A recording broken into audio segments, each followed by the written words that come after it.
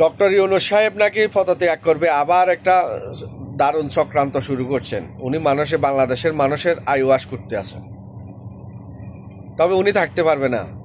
আজক আর কালক তো ওনার ক্ষমতা ছাড়ি যাইতে হবে।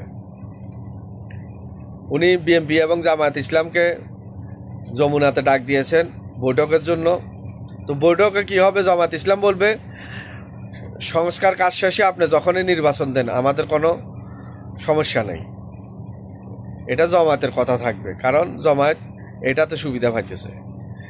বিএনপি বলবে সুনির্দিষ্ট তারিখ প্রদান করুন নির্বাচনের জন্য, কারণ এটাতে ওনাদের সুবিধা।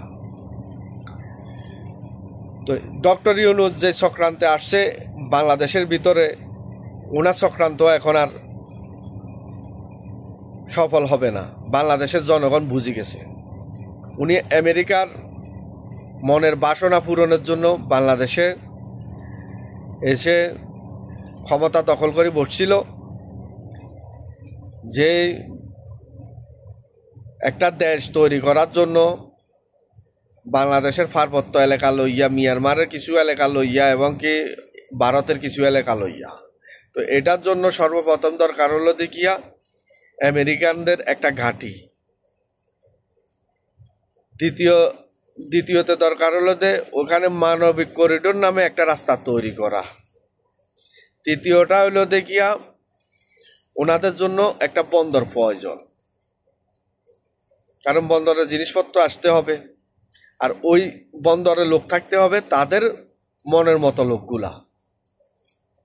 চতুর্থতে দরকার হলো দেখি নেটওয়ার্ক। বাংলাদেশের এই নেটওয়ার্ক দিয়া ওনারা কাজ করবে না। ওনারা যত জায়গায় কাজ করে স্টারলিংকের নেটওয়ার্ক দিয়ে কাজ করে। এই 4টা জিনিস একে সুতে গাঁথা, আর বাদ বাকিগুলা তো বাকি রয়েছে এখনো।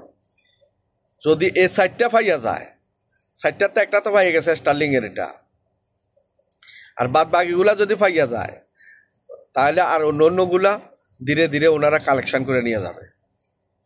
এটা হচ্ছে ডক্টর ইউনূসকে দিয়ে আমেরিকার বাসনা। তো এত বাংলাদেশের জনগণ বুঝে গেছে। নীতির মধ্যে রাখাইনে আরাকান আর্মির কাছে অনেকগুলা ড্রোন দিয়া দিছে, যে ড্রোনগুলা হুতিরা ব্যবহার করে, যে ড্রোনগুলা বিভিন্ন জায়গায় এখন বিভিন্ন যুদ্ধের মধ্যে ব্যবহার হইতে আছে। এই ড্রোনগুলা চীনের। ইতির মধ্যে মায়ানমারের আরাকান রাজ্যের এই যে আরাকান আর্মির কাছে এই ড্রোনগুলা চলে আসছে। তো কেন আসলো? চীন কখনো কারো উপরে কিছু করার জন্য নিজে ঘোষণা দেয় না, অন্যদের দিয়ে করায়। তো আপনি সেটার বলি হিসাবে বাংলাদেশের লোকগুলাকে, বাংলাদেশের জনগণকে ফেলাইতে যাইতেছে।